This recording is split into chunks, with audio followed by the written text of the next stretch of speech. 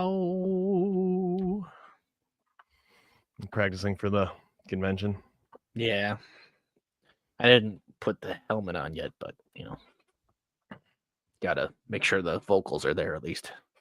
The government doesn't technically allow you to leave the house without the helmet, right?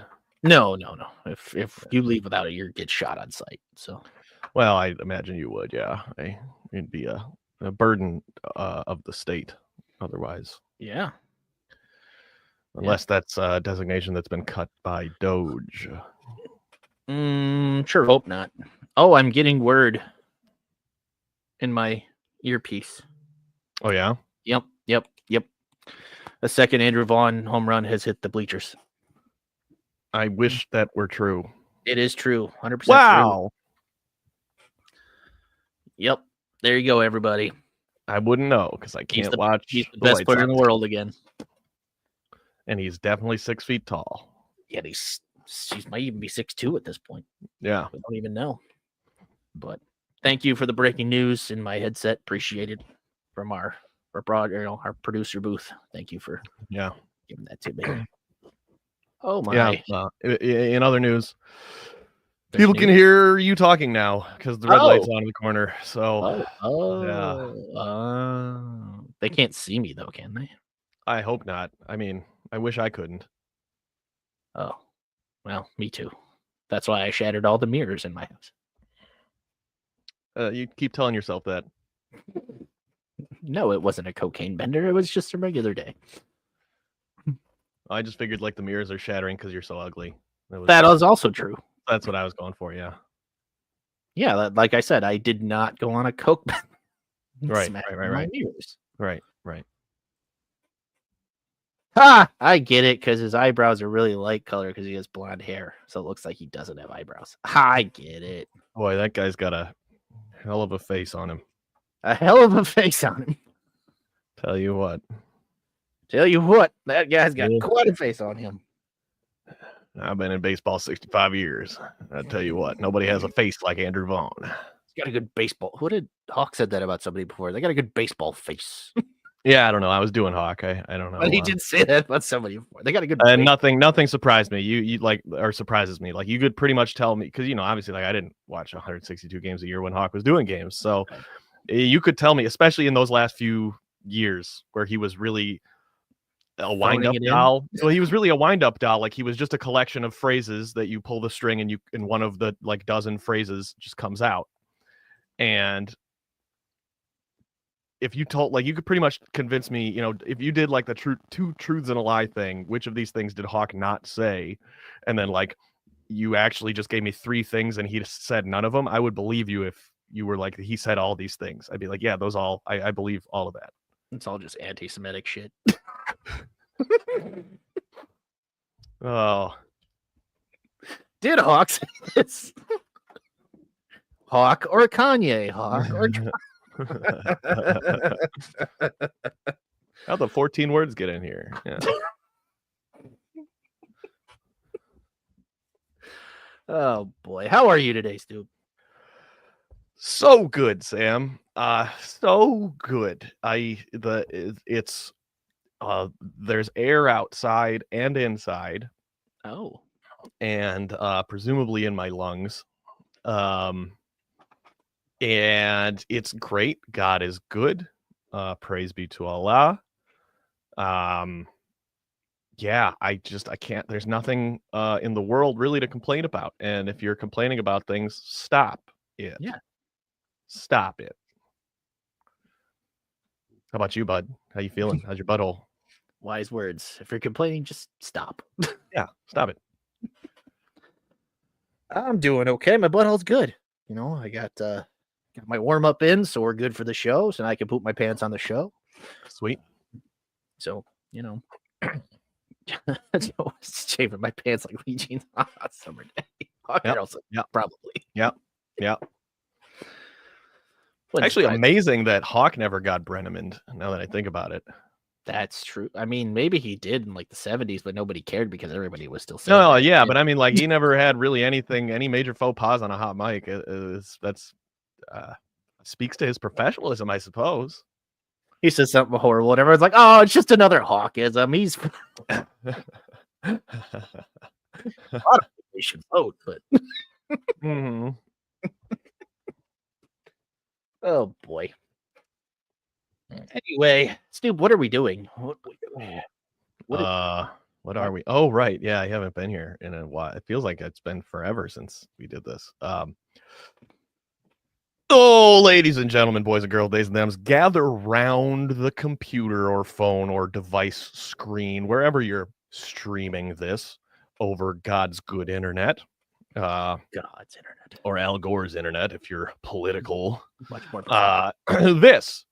This here is Talking Out Our Ass, the only bi-weekly talk show for self-hating Jews.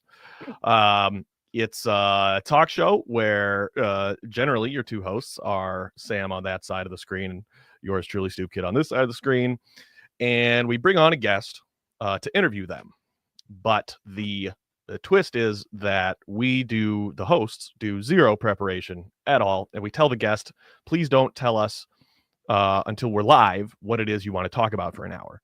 So the guest has to come prepared with something they'd like to talk about, and then we just have to figure out how to interview them on the spot.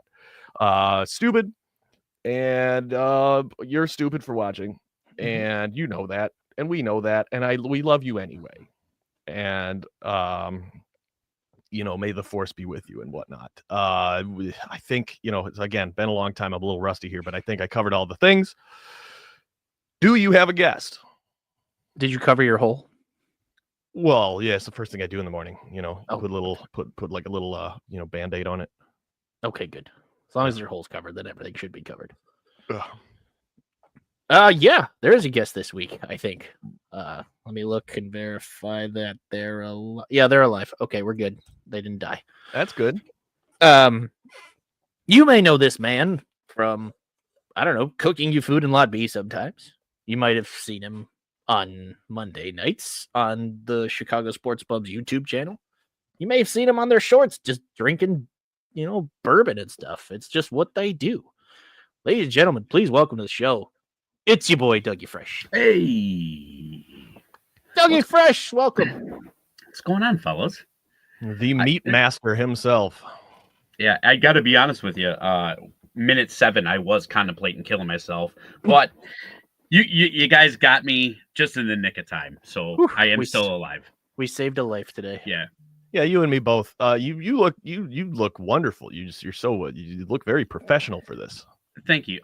So I haven't done an interview in a very long time, so I googled what the current trends are for interviews, and they said sport coat with a nice polo, and apparently Carhartt is in for people that don't actually fucking do anything outside.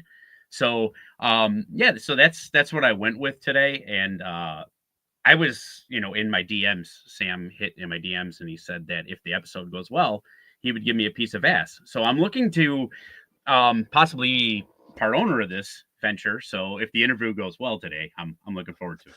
Well, yeah, you'll have to get in line. A lot of people chomping at the bit to, get in on this lucrative, this hot business we've got going here. Well, I look forward to the opportunity, sir. We'll be going public soon, so you could buy your shares and everything. But yeah, I think it's safe to say probably the top beard at the tailgate, usually, and a fine purveyor of smoked meats, among other things. Also gave me a cigar whenever that was, a couple weeks ago, which was lovely. Yeah, that's just kind of my thing, smoking, drinking, smoking other stuff, not marijuana though. Just crack. Who would do that? Yeah. Little fun fact about me: I've never done a drug ever in my life. Yeah, me neither. People don't know that. Yeah. Weird. Yeah. People think we do drugs, and I don't get it. Yeah.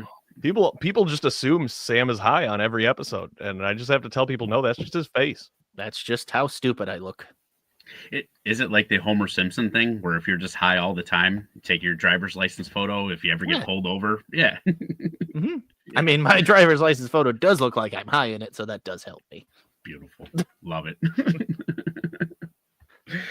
Well, Dougie, welcome to the show. So what do you want us to interview you about today? You know what? I mean, you guys kind of nailed it. I was telling you earlier today, I had something lined up, but then I want to switch it just a tad. Because I had a dream about you last night, Sam. Aw. And you were in my happy place, and my happy place is the kitchen and cooking. So I would like to be interviewed on cooking. On cooking. All right. Fantastic. Something I know. Have you ever cooked crystal meth? I have not. I have not. I mean, you know what? I have thought about it after, watching Breaking Bad and all that and seeing how Well, much money whomst they among made. us hasn't thought about it Yeah. from time to time, you Right. know? Let this Yeah. guy cook. Yeah. So thought about it. Haven't yet. But yeah, I'd literally let this guy cook. Let this man cook. So cooking, Dougie, we've seen that you prepare these ridiculous meals for your family pretty much what seems like almost daily. Mhm. One, where the hell do you find the time? And two, where did you learn to make all this stuff? Okay. One, generally, I end up prepping 1 day a week. And so what I'll do is I'll get like a Saturday after work or Sunday, and I will just prep a bunch of stuff for the week, get everything laid out to where just in case I do work late, I can go ahead and still slam out a pretty decent sized meal in a fair amount of time. The other thing that you're going to notice now that I tell you, I tend to cheat a lot. So when you go ahead and look at all the ingredients that I'm using for the week, you'll notice I use a lot of like ingredients. So it makes that easier. I never usually do 2 hard meals back to back. I'll do one complicated meal and then the next day a very simple meal, so that it kind of breaks up the time. And if there's extra prep on those hard days, I save it for the easy meal and go that way. Second part of the question, I have already forgotten. So go ahead and repeat that. Where did you learn all this? I learned it from Channel 40, the Food Network. And that's the honest to God's truth. My parents absolutely sucked at cooking. They were fucking terrible. They were really terrible. Dude, every week was like very like planned out. It was like Monday spaghetti, like Tuesday, we used to do Taco Tuesday back in the day. But it was just ground beef tacos and, it was very like, just really simple, can't fuck it up type meals. Anytime they tried getting out of their comfort zone, ended up being a pizza night. There were a lot of messed up meals in my house. And this is it's gonna get really deep here, but there was a point where my parents kind of fell out of love. Okay. And so it was, I don't want to say it was a broken household, not by any means, but they were just doing their own things. And so when I was in high school, meals just kind of started not being made, stuff like that, like they kind of started being on their own. So I just kind of started cooking in high school and just reading recipe books and watching shows and shit like that. And so I'm self-taught.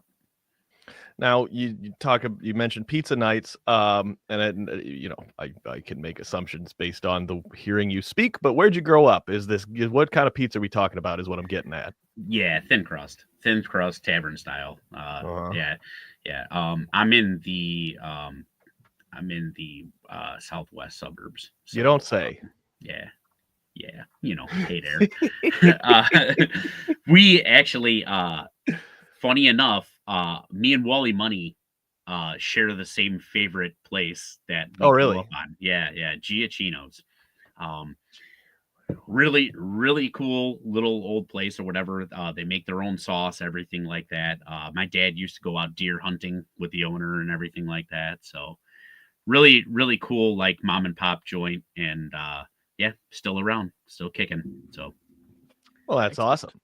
So you pretty much just are left to your own devices to what do you start figuring out in high school in terms of what, kind of your wheelhouse is? Like what's the first round of what you like to cook frequently? first thing that I absolutely started perfecting, fucking sub sandwiches, dude. They were so fucking easy, but like, like, but there is an art to for fucking sure. making a really good sub, and so that was kind of my whole thing. So I kind of like started with that because it was easy, it was fast, everything like that. At the time it was cheap, now meats are a little bit more expensive, but yeah, that's kind of where I started. And the one thing that like I learned was try to not do too much at one time, especially when you're starting to learn to cook. Because if you get so far ahead of yourself, you start skipping steps and you start fucking up stuff. And the attention to fucking detail, the attention to detail is huge, because one little minor this or that and the whole meal could be fucked. So when you say don't try to do too much, you mean in the process of whatever it is you're making, you just kind of, in other words, focus on the task at hand.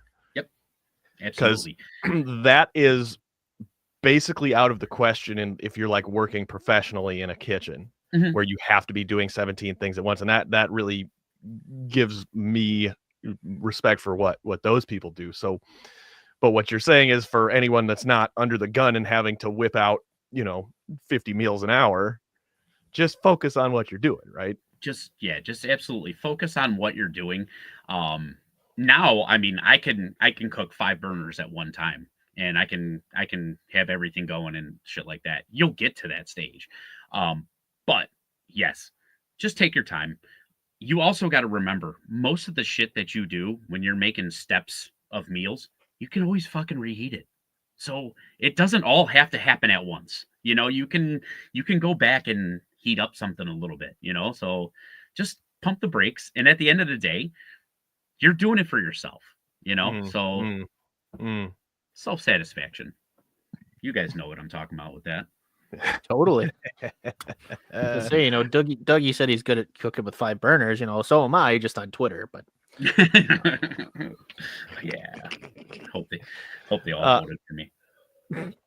Yeah, I mean, I forgot what I was gonna say, because what Sam said, it's his fault. Blame him. Most people do. Now, Dougie, is there anything you like hate cooking, but it's gonna turn out well? Like, every time you made it, it's really good, but you hate making it? No. So there isn't anything that I hate making that I know is going to turn out well. Weirdly enough, the one thing that I consistently fuck up is Kraft mac and cheese. Wait! Like just straight out of the box, Kraft mac. How do you fuck that up, dude? I don't know. I don't fucking know. It's you boil the water, you put the pasta in. Dude, I understand. I fucking understand. He can read the box instructions, man. Dude, there is some type of fucking mental block with it, and I don't know what it is. Dude, it's every single time. You could ask my wife. It is like literally the one thing that, like, if my kids are asked, they're like, "Hey, can you make mac and cheese?" I like have PTS fucking D. I'm like, no. I'm like, why? He hears the choppers overhead. I mean, they're literally just asking me for mac and cheese, but like, I'm like, I can't. Why? Yeah, but what do you mean you're fucking it up? Like it's watery, or like what? Dude, every time it's something different, dude. It's like one time there's like 2 variables. How? No, dude. Like I had fucked it up so many different ways, dude. There have been times to where, like, I feel like maybe I added a little bit too much butter and it just didn't taste that great. Another time was fucking milk. Other time, for whatever reason, the noodles went completely fucking flat. Like, I mean flat. And I'm like, I for whatever reason, dude, it's a fucking mental block for me. I can't do it. And I'm being 100% honest, dude. You can, next time you guys see my wife at a tailgate, go and ask her, because she thinks it's hilarious. Well, I'm gonna ask your daughter. That's the real. That's like, she's gonna give me the real unfiltered story. The next whiskey can get rid of Dougie. Make crab mac and cheese for everybody. Dude, the man's got the yips, the mac and cheese yips. So we got to get it out of him. We got to make like 20 pounds of crab mac and cheese. Dude, it's like a whole charity event in the making here. It's like we're gonna, it's like a 24-hour telethon where Dougie just keeps trying to make Kraft mac and cheese until he finally doesn't fuck it up.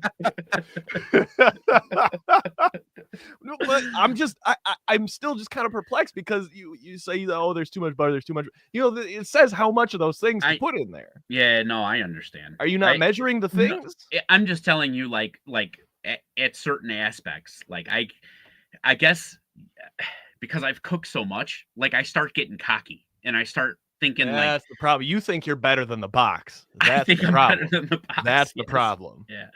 Yeah, dude. And like it really is just a mental block, and I'm beyond it. Like I won't fuck with it. I'll do some Velveeta shells. Like you just. Well, I was gonna say too that I know that's growing up. That's how my mom rescued a lot of mac and cheese is just with just Velveeta, the product, which is God only knows what it is. But you just rip off a hunk of it and put it in the mac and cheese, and I promise that mac and cheese is delicious. Because it just saves it. It's the exact consistency that you want mac and cheese to be. Wait, Velveeta isn't a flavor of cheese? Well, it's a flavor of something. It's cheese flavored cheese. Product. Yeah, no, it's not. You can't call it cheese because when you buy it in the grocery store, it's not refrigerated. So I don't know. No, it's not. I don't know what it is, but it rescues mac and cheese. I'll tell you that. Right. It's not like you go to a fine Italian restaurant and they stuff the Velveeta in the thing and tell me when. Tell me when, sir. Yeah, that's I want my grated Velveeta. Yes. That'd be a good prank, and also a great way to like actually probably ruin that the cheese grater thing. Like I don't think you could get that shit out of there. I'm just envisioning like one of those old like Play-Doh things where you like stuff it in there and smash it and it comes out like It might have the same nutritional value as Play-Doh. It may. That sounds like an Impractical Jokers bit. Right? Yeah. Go do that. Yeah. Just go try to just grate Velveeta onto your... That's some shit. Listen, we're joking about it now. In 6 months, Olive Garden's going to roll that out as their new product. I promise. Unlimited Velveeta. Our new Velveeta garnish. Yeah, I promise. I can't believe they haven't done that already. Oh, fuck, dude. Fuck. It's so... Olive Garden sucks, man. It's so bad. Fuck. It's so... Like, if it were a third what it actually does cost, then it would make sense. But it's so much money for how shitty it is. It sucks. I'm sorry. No, it's fine. It's fine. And I like frequented it like when I was a kid, just because it was cheap and it had like. We've already established in this interview the caucasity of your diet growing up. So Well, I mean, it kind of shows. But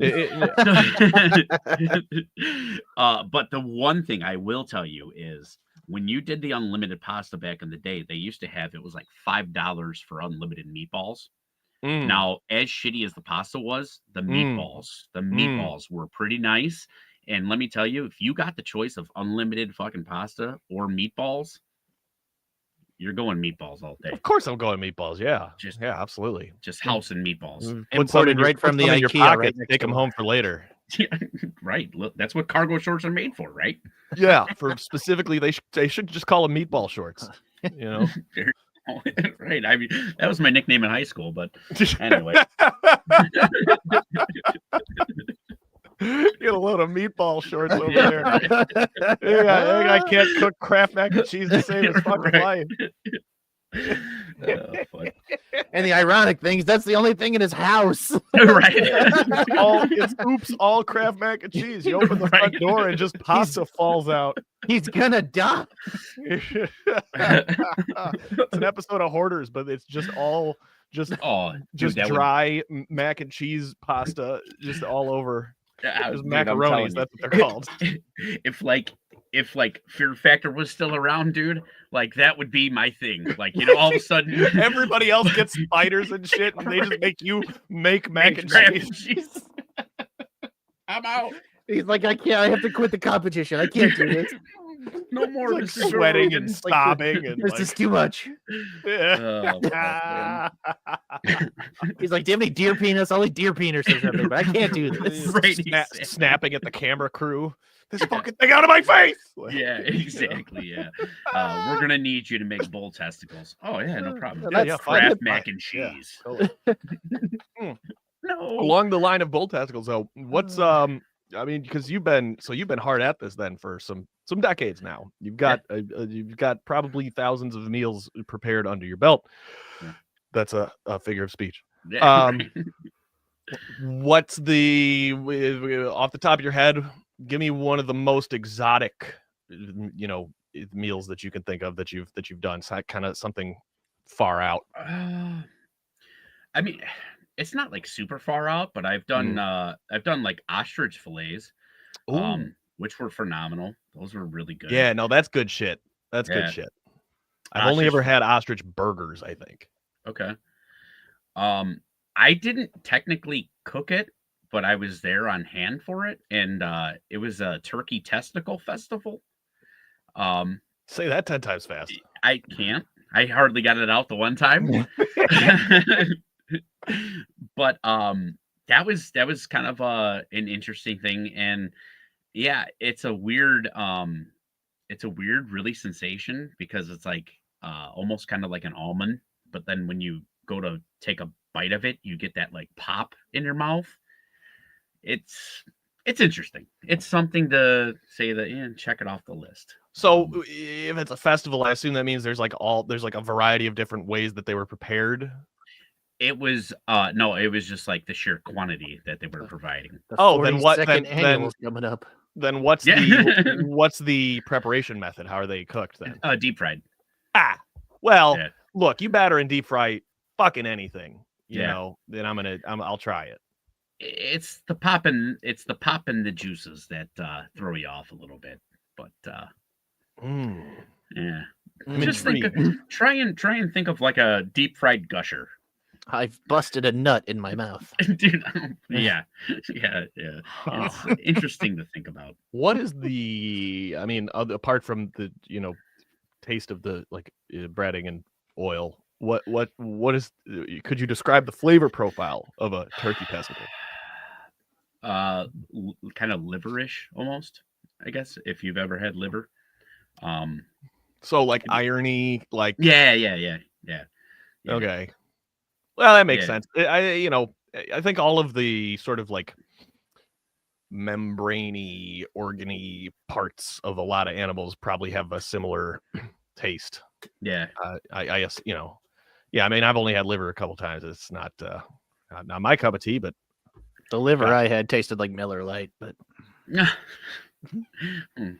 I'm probably going to be producing a fatty liver soon. Hang on a second, Dougie. Sam, that joke sucked. And I hate you.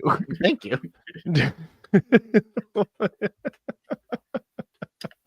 One thing that I wish I could have cooked that a store really close to me used to sell, they used to sell frozen raccoon. And I am not even fucking kidding you. They used to sell raccoon. Wow. Now, I think, probably if strangers pass you on the street, they think you're the type of guy that probably eats raccoons. Yeah. Or has a few. Yeah.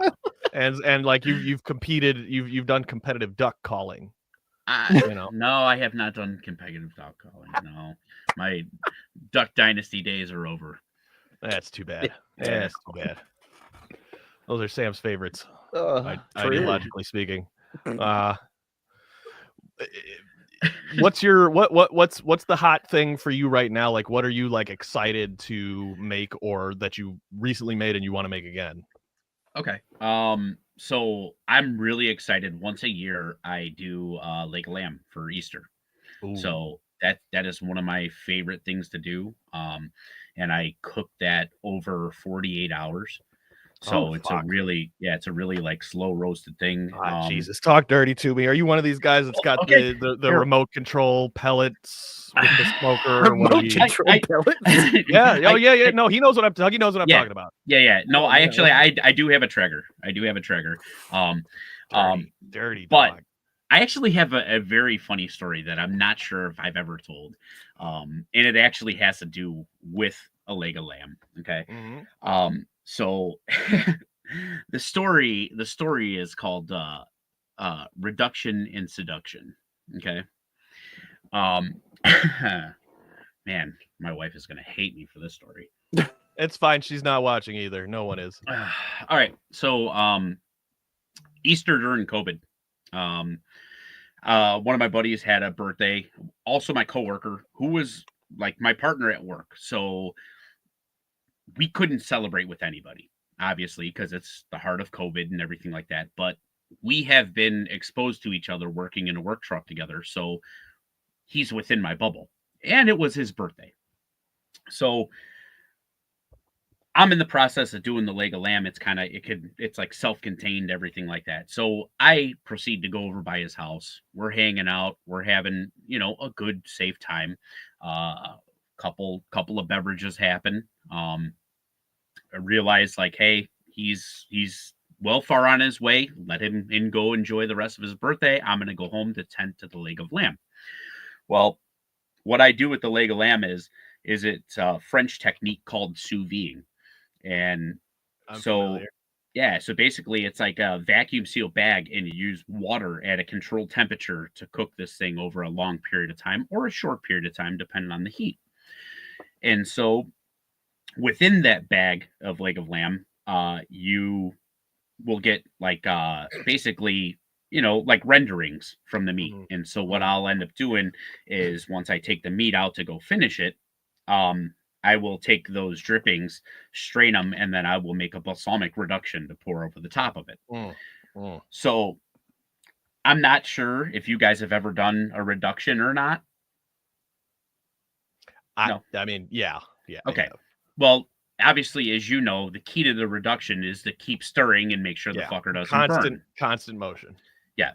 So once it burns, it's over, and you're not making 48 hours worth of leg lamb juice, over again, So as I'm doing this, highly intoxicated, I'm stirring, but I realize that I don't realize how hot I have the heat on. So it starts to tend to boil. And as it goes to boil, I go like this. I turn and I absolutely spill it on my pants, but not all of it, but just enough. But now I'm like committed. I'm like, I'm not ruining this because this is what makes the leg of lamb. So as I'm doing this, Mary is unbuttoning my shorts and taking my shorts down. And now me being drunk, I'm excited. I'm looking down and I'm like, well, and she's like, the fuck I am. That is, that's a safety risk for her too. You can get splashes of hot reduction. Very well could.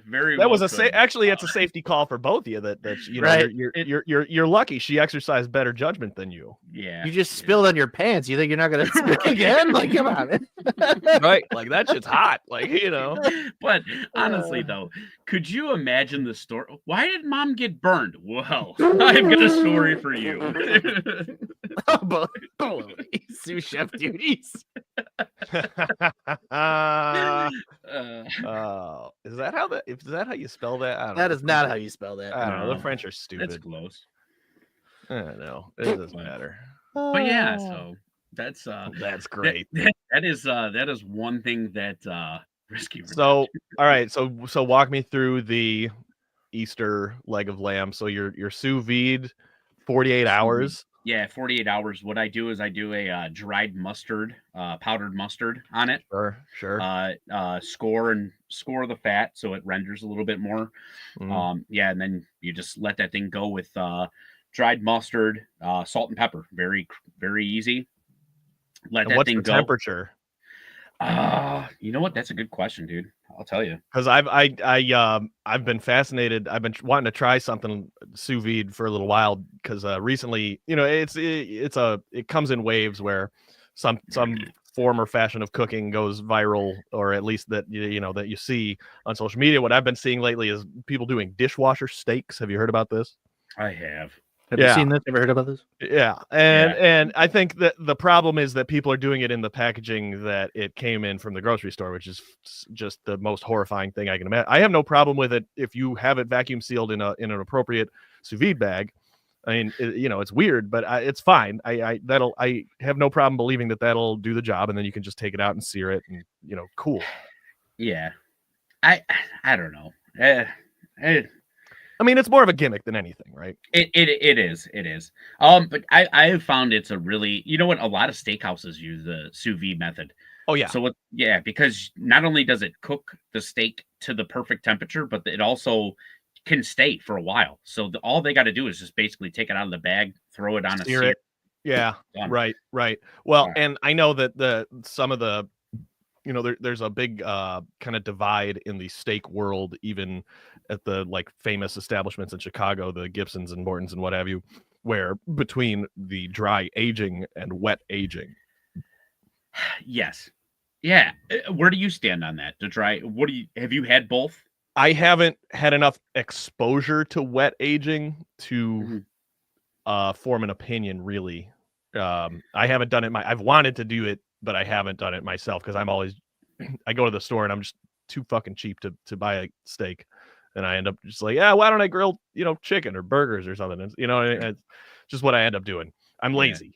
I could never be a dedicated cook. I found that out, in my whole 6 months of professional cooking experience. I feel like I like the flavor that the dry aging gives off more. But the dry aging is going to give you more dead loss, so much more, right? Yeah, there's a lot you have to shave off of there. Yeah, so I've done 2 different dry agings. I did I have actually make these dry aging Ziploc bags or whatever to where not Ziploc, but there's so much bags. There are so many toys for this shit now. Dude. It's fucking crazy. Dude, you have that is literally my biggest problem is buying everything. For Sam it's golf clubs. For me it might be car parts or musical instruments. Dude. And for Dougie it's all the steak and meat implements. Since hopefully my wife doesn't watch this episode, but she has no idea. So I go to the Blackhawks game. I go to the Blackhawks game on Saturday, right? I throw in this crazy $20 parlay and this thing fucking hits, right? It hits. So I have myself a night. I had, all I'm going to say is I had a couple too many beverages. I woke up the next day. I bought a fucking pizza oven. Okay. Yeah. Oh yeah. So like a brick one or no, so one of the like portable ones. Okay. Because apparently in my drunken mind, I'm like, we can make fucking pizzas at tailgates. That'd be fucking cool. It would be. It takes 3 minutes to make a pizza. That's pretty impressive. I want it now. Right. Yeah. Right. Oh, even funnier than that drunk purchase was the grocery purchase that I made that showed up to my door unexpectedly the next day. That was interesting. Apparently drunk Doug thinks sober Doug can't make his own fucking goddamn pizza dough. So so you got pizza dough delivered to your house. I did. Yeah. That's something. Yeah. But well, the dough is the least sexy. I mean, it's arguably the most important to the pizza, but it is the most difficult of the core pieces of pizza to actually put together. But it's probably the cheapest. Yeah, no, it is the cheapest, but it's the most labor intensive. I think. Yeah, absolutely. Because tomato sauce, you're just kind of throwing shit in a pot. Sure, absolutely.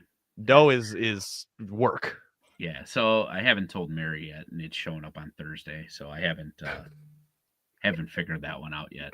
So still working. Tell just you know what? We're close enough. We're close enough to Easter. You can tell her this is something to do with the lamb. No, I'm gonna. You know what? I'm gonna tell her because she doesn't know how big this podcast is. I'm just gonna tell her that you guys sent it as a gift. How about that? Yeah. No, I was about to offer that anyway, Dougie. I was about to say, like, just tell her that I, for whatever reason, logistics or something, I had to have it shipped to your house, but I bought it. It's like the Ellen show. We heard you like cooking pizza, so we got you a pizza oven. Right, Yeah, right. But Dougie, I'll tell you, this is the pizza oven we got you.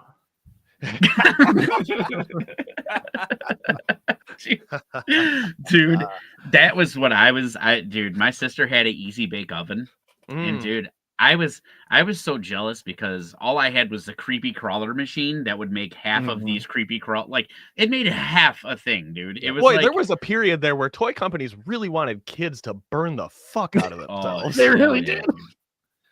You know, because it's like in the 50s and 60s, they wanted kids to like eat lead paint and like cut themselves on sharp metal toys, and then in the 80s and 90s, they wanted kids to really either burn the whole house down or you burn themselves.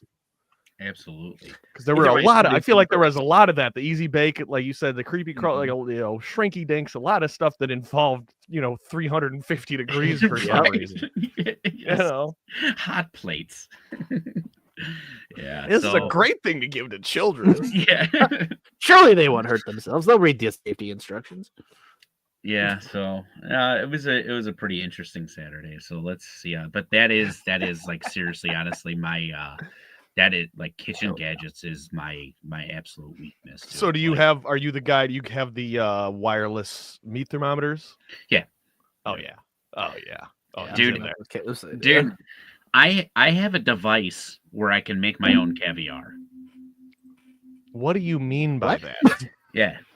So basically anything that you can get in a liquid form, you can take science, mix all this shit together, and it'll shoot out little pearls for you. So you could basically make your own caviar. Oh, we've got business ideas. Dude, yeah. So you gonna make me a pearl necklace? So just to give you an idea, like not Thanksgiving.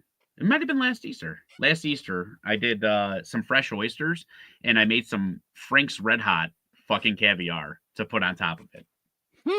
That's really cool. Yeah. And that's also the kind of thing you'd find at one of those crazy new age, fancy restaurants that gives you like 13 courses and you pay like $800 for a meal type. You know what I'm saying? Yeah, like absolutely. Yeah. Just what that genre of cooking loves to do is just take a regular thing and just make it a slightly different shape or texture or something. So like that's the Frank's Red Hot little, caviar pebbles is perfect. Yeah, dude. Like I made a dessert. I made mini cheesecakes. And I did strawberry pearls, so it was like a strawberry cheesecake. So you do some desserts and some sweets too. So you do some baking. I dibble a little bit. Baking is more Mary's thing or whatever. So baking feels more like chemistry, right? It does. Yeah. That I would say that's another thing that like I could fuck up really easily is cookies. Oh, me too.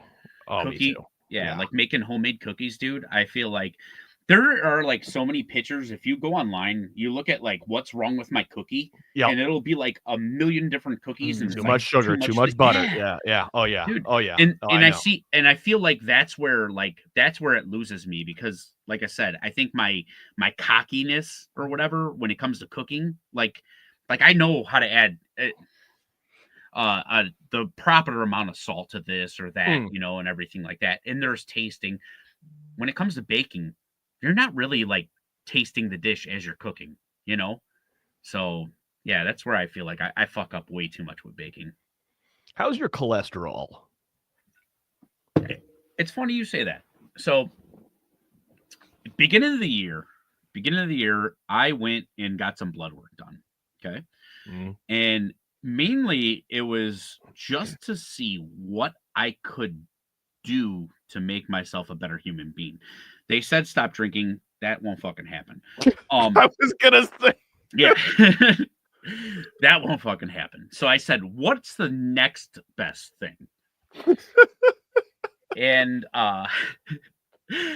they So basically, it was a really comprehensive thing or whatever, and they sent it over to a nutritionist or whatever. And I have been working like hand in hand with this person like since the beginning of the year. I've been really nailing everything down. So everything that you've seen since like pretty much mid-January is everything that fits into my diet. Besides my vacation or the cruise, everything fits into my diet and it's working. I'm doing a lot of fasting or whatever. I will tell Are you you doing that. the intermittent thing? Yep, I'm doing the intermittent fasting. But weirdly enough, everything that I am cooking now, even though it might look fatting, whatever, I measure all my shit. I have a food scale. Yeah. So everything's fucking measured and everything like that. Since the beginning of the year, I'm down 61 pounds. Oh, good Hell for yeah, you, dude. bud. That's Hell awesome. Yeah. So, and I didn't have to give up drinking. Yeah, you got to make room for the booze. Yeah. Right. But it's accounted for. It's accounted for. So That's good. like that's the hard part, dude. Is like when I am drinking is to make sure that I am accounting my booze in, which really gets hungry, Doug, depressed later on when I when I do that. Ooh, yeah. Like, oh no, my calories have been used up. Oh, that's cool, dude. I can eat an ice cube. Cool. Yeah. Right. Yeah, I'm but that's stuffed. Right. That's where all these new options, the seltzers and whatnot, come into play. You know, there's a lot of stuff that is, you know, 0 calorie or whatever. Yeah. You know what? I feel like I could drink 700 seltzers, dude. Yeah. Excuse me. Dude, I think you could too. We should try. Dude, they just don't do nothing for me. They just don't get me drunk.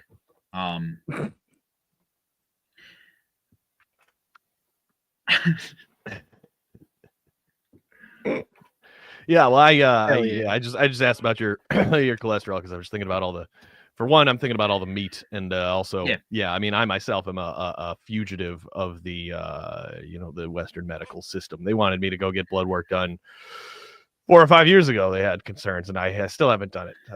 They can't get me as long as I never go back. You know, they can't. Everything, then everything. You can't tell me something's wrong. That's exactly. So that's my strategy. Yeah, that's my dad. My dad is like. I had a nurse about a decade ago tell me that my blood was like milk, and I don't know what that meant, but interesting. Delicious. Yeah, probably delicious. Yeah, strawberry quick. yeah. Well, I've eaten more cheeseburgers than anyone really ever should. I think in a lifetime, probably. But they shouldn't taste so good then if you don't want me to eat them. All right. And on that note too, I think there are some folks out there who probably know me for my affinity for that sort of level of cuisine, the whatever you want to call it. I'm not willing to call it fast food, even though I separately I do love fast food. I love garbage and shit like that. But do you have a favorite genre or favorite Chicago item in terms of what I've got on my leg? You know, deep dish, beef, hot dog. Like, what's your favorite one of those? I guess I would lean more towards a hot dog. You like a hot dog over an Italian beef if you pick one or the other? And can you say the words Italian beef for the listeners? Italian beef. Okay. You didn't say Italian, folks. Italian, so, yeah. So why I would pick a hot dog over an Italian beef is because when I was growing up, we had a really good hot dog place by us, but we didn't have a really good exposure to an Italian beef. Really? Yeah. Surprises me. There was not one that I could think of until probably I would say last maybe 20 years or so, like kind of came into play. We had one back in the day, but my palate wasn't evolved yet enough, and the gravy was a little bit too spicy for me. Yeah, I was gonna say the especially like Jardinera is a couple notches extreme for a lot of people, especially if you're younger and like you're growing up like you said, eating whatever hard shell tacos, Oh yeah, dude, absolutely. And that was the whole thing. So my palate wasn't evolved yet, and my parents didn't really use anything besides salt. I mean, they really didn't even use pepper. I mean, dude, yeah, like, dude, I'm telling you, like, we're over here having Taco Tuesday, and I'm like, ooh, spicy, Yeah. like, yeah. yeah, But dude, yeah, and so like, I think that was a lot to do with it, But we had a really good beef stand, but like I said, I couldn't enjoy it. It was Carm's beef, and they were pretty famous back in the day, over by Fresh Meadows Golf Course. Just recently closed, RIP. Okay. So at what age do you move to the fully, the drag through the garden Chicago style hot dog? High school, I'd say. Sophomore year ish. Acceptable. That's an acceptable answer. So here's the weird thing. I'm out myself a little bit here. I do drag through the garden every so often. Pop a little slice of American cheese in there. I do that. I was bracing for the word ketchup to come out of your mouth. No. So by comparison, American cheese is like, that's okay. Like, that's weird. That's weird, but it's fine. Dude, I'm telling you, just the next time you can tell me all you want. I'm not going to do it, but that's all right. You know what? Next time I'm cooking, I'm going to slip a slice of cheese, a little Kraft single. I have no problem with American cheese, just in general, but you just have a problem for what American cheese stands for. Right. Right. Won't conform to the processed. Yeah, American. Oh God, I was going to say something so bad. Not my American cheese. Yeah. But I would have to say Chickies beef is the best beef I've ever said. Thanks, Filoni. Chickies, yeah. See, I gotta get out that way. I gotta get out. We don't have that up here. No, it really is. Mom and pop place. They were from the city, so I didn't have exposure to them as a small Ute. But yeah, dude, they've got a hell of a fucking beef. Nice flavor. Generous portion. Making me hungry. I think the one that is forever portraited on my leg, I think the image is a Portillo's beef, just because that was the best picture. But I'm not a Portillo's hater by any means.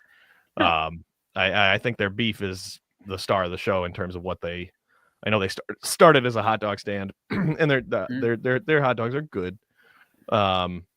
Their burger to me is very replacement level, but the beefs are good. I still think I'd probably take an Al's or a Mr. Beef sooner, but yeah, I gotta get to the Chickies.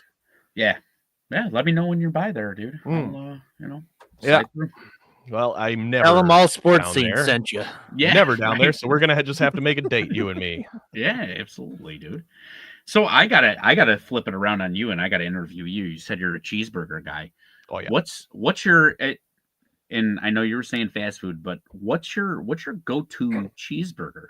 So by volume, I am contractually obligated to say Wendy's, because nowadays, especially with the pockets tight, they're the only place still doing, a whole bunch cheap of you get. Yeah, I mean, I get that stupid biggie bag when it was still the 4 for $4. I was doing the 4 for $4 multiple times a week, because I was at that time too. I was out doing contractor work, so we'd be out in the van and shit. There's a drive-through Wendy's. We don't have a lot of time for lunch. $4. You get the burger, a couple nuggets, fries, and a drink. Yeah. And now it, I mean, whatever it is, it's like almost $7 with tax now. It's insane, but it's still, I mean, it's very rarely bad. Yeah.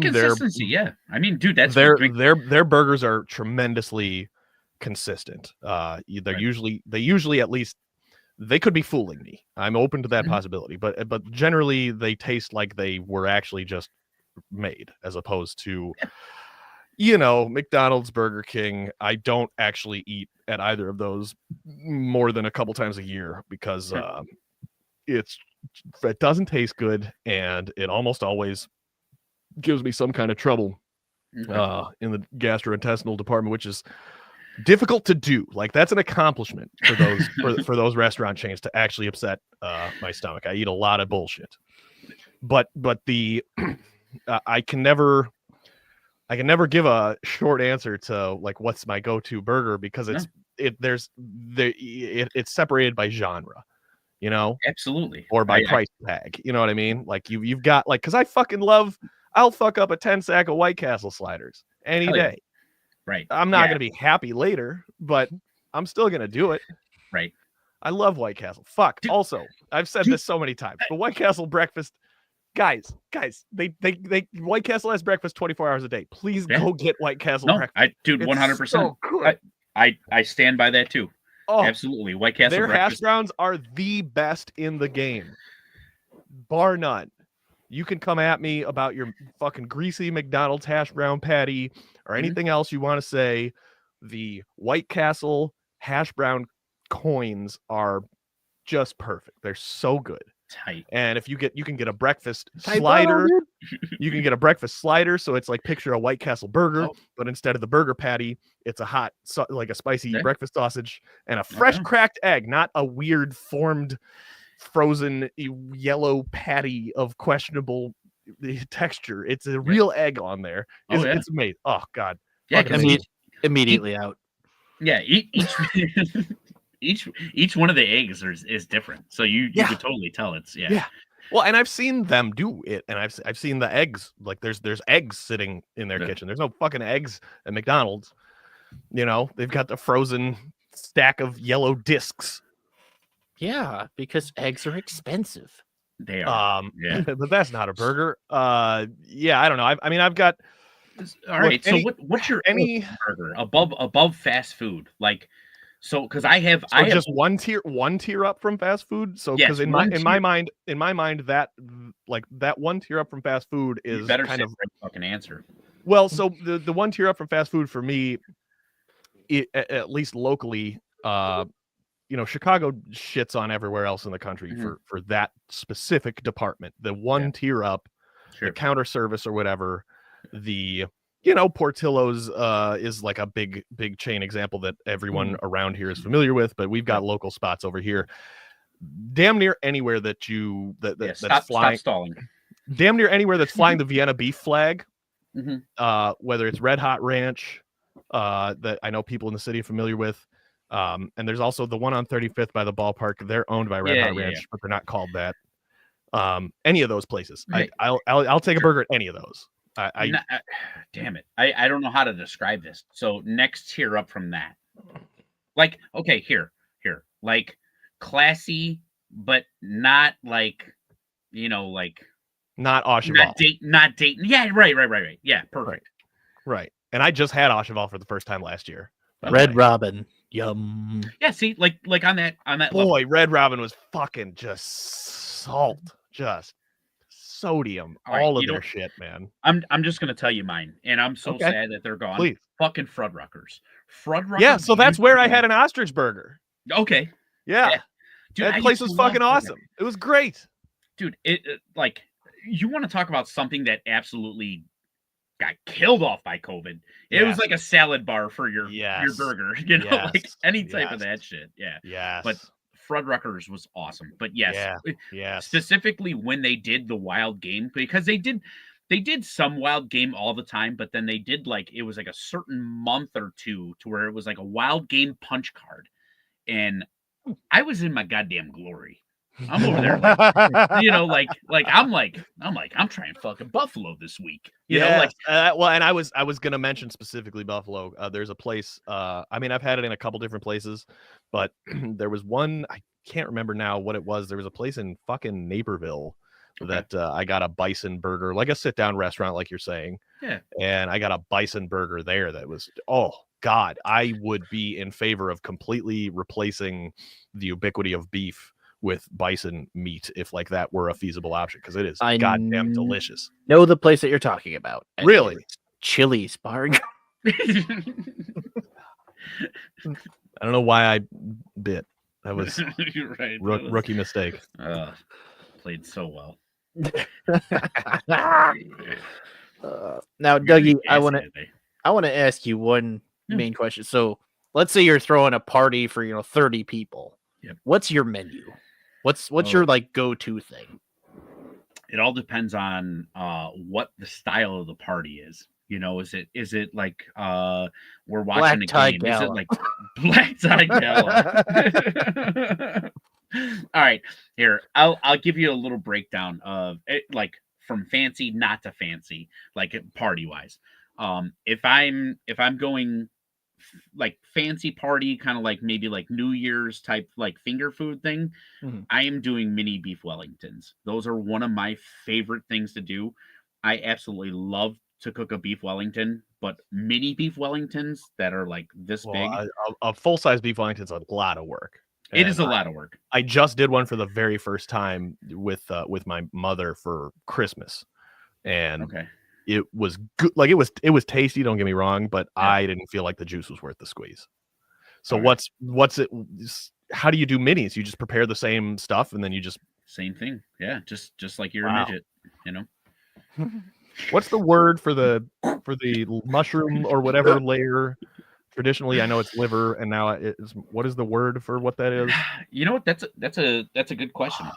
I don't know what it is, but it's word. It is a fancy cooking word. On, let me please tell me, Sam.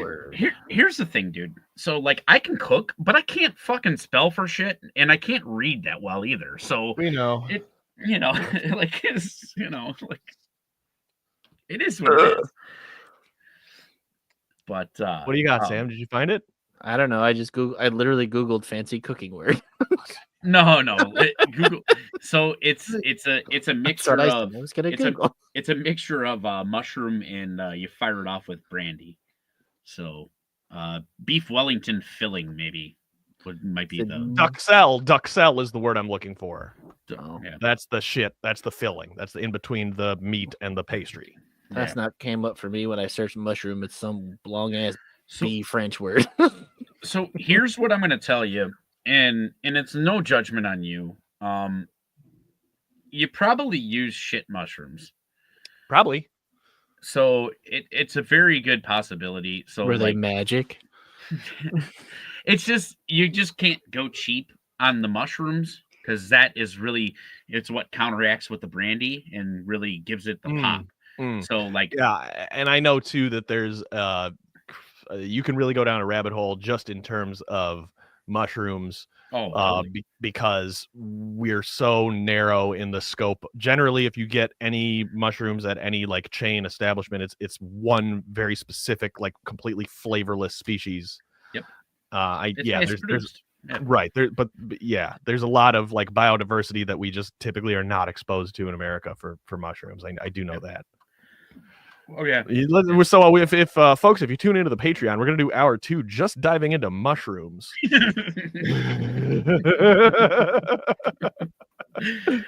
it would have been so good right here if you guys actually had some mushrooms to take. Sponsored by. I can't confirm or deny, but I'm not gonna do that now. Yeah. She was like, "Let me just go in the backyard real quick." Do some plucking. So that would be my just a double back. That would be my like elevated fancy like little appetizers. Because usually that's where I go when it comes to like parties and stuff like that. Finger foods because like I hardly know her foods. I have found so many times that like when I've put myself into like a huge like main dish of something, it just gets fucking ignored. Like juice is not worth the squeeze, dude. Yeah, and then like I don't care either way. If you love my cooking, you love it. If you don't, you don't. I don't care. I could take criticism. I get told I'm an idiot all the time. I'm good with it. But what I can't take is seeing nobody eating the food because it's like a main dish type style and they don't want to be that person at the party. Nobody wants to sit down with a plate and actually do that. Absolutely. Yeah. So that's a great point. Yeah. So I had one Christmas where I had my whole family over. I just took my entire island, put butcher paper on it, and made one big ass charcuterie board. With a bunch of different. That's ideal. That's awesome. Like that's exactly you're exactly right about that. Like if you got a bunch of people, that's the only way to go. Yeah, exactly. I'm not worried about getting fucking 30 people to all sit down and have this. Exactly. So my mid-level one would be I make these cheddar roast beef barbecue honey sliders. That I was gonna say, I think pretty sure Stoop just came in his pants, dude. So basically, what you do is you get yourself a London broil, and you cook this London broil to medium rare, and then slice it. You got to have a meat slicer though. So you're talking thin, yeah, yeah, and then chop it up or whatever. You can make your own homemade barbecue sauce, but you know if you don't want to get that crazy, you can Sweet Baby Ray it or anything like that. And then what you do is you take some Hawaiian rolls. Just go ahead and slice that down the middle. Put all your filling in there. Get yourself a nice little cheddar. Throw the cheddar on top. Put the top of Hawaiian roll on there, and then what you'll do is it's a mixture of brown sugar, Worcestershire sauce, honey, and something else. I'm forgetting. Poppy seeds and something else. And then you glaze that over the top, bake it in the oven to melt. And it's... Well, folks, we gotta go. I gotta clean up. I gotta clean up here. Clean up on aisle me. It's getting real toasty in here. See the bead of sweat dripping down, and but dude, it's crazy. The one of Jason's Halloween parties, I want to say, if I had to give you a guess, I want to say I probably did 4 to 5 dozen of them, and I want to say that they were easily gone in 30 minutes, 45 minutes. I mean, you know, the weird here's another weird little quirk about me. I get more satisfaction off of seeing somebody enjoy my food than me actually ingesting and enjoying my own food. I can get that. I think that's common for the chef types. I think that food always tastes better if somebody else made it. Yeah. It's kind of a general rule of thumb that I've heard for more than one chef. Like, I could really love a dish, but if Mary is kind of like, it's pretty good. Like, I can tell like when she likes stuff and when she doesn't, and she's just not trying to hurt my feelings, you know? And, I have those moments too. I'm human. No. But she's pretty good about telling me, like, yeah, let's never do that again. And I'm like, fair enough. But I will tell you, like, when she doesn't say anything and I can read her body language, dude, I'm like, yeah, there is no better feeling, for sure, dude. I get that. Absolutely no better feeling. Definitely. No, I get that. What a nice feeling to close on. That's how I feel when I make Kraft mac and cheese. Fucking shit. I was thinking about how we're gonna coordinate this telethon where we buy like 8,000. Maybe we'll crowdfund like a whole pallet of Kraft mac and cheese. Damn, and we'll just Dougie's just gonna keep running them until he gets one. Dude, while like Gordon Ramsay yells at him. We can do it. We can do it for charity. Like we'll set it up like it's a soup kitchen. People can come. People who need food, you come eat the Dougie's fucked up mac and cheese. Not even the homeless will eat this. Yeah, right. This guy's drinking his own piss, but won't eat the Kraft mac and cheese. Don't knock it till you try it. Damn right. All right. That is a great episode from you, Dougie. Thank you so much for joining us. Is there anything you want to plug while you're here, sir? So I am part of the Chicago Sports Bums on Monday nights, 8:00 on the YouTubes. We do a little podcast action, the Bumcast. We do a Whiskey at Comiskey like once a month, and it's a pretty good party. So that's about it. It's the best. We already gushed about you. it on Thursday. Yes, we did. You guys do a great job. That. Love you guys. All right. That'll do it for us tonight. Thank you all who watched along with us. If you haven't already, go ahead and like the video and subscribe to the channel. And we will see you all on Thursday for AskCast. Have a good night.